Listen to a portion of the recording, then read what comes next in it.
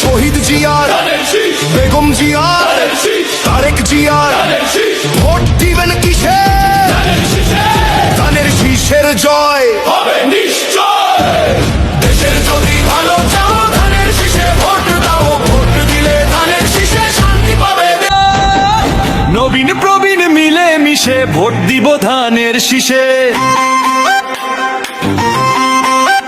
12 ফেব্রুয়ারি সারাদিন ধানের শীষে ভোট দিন।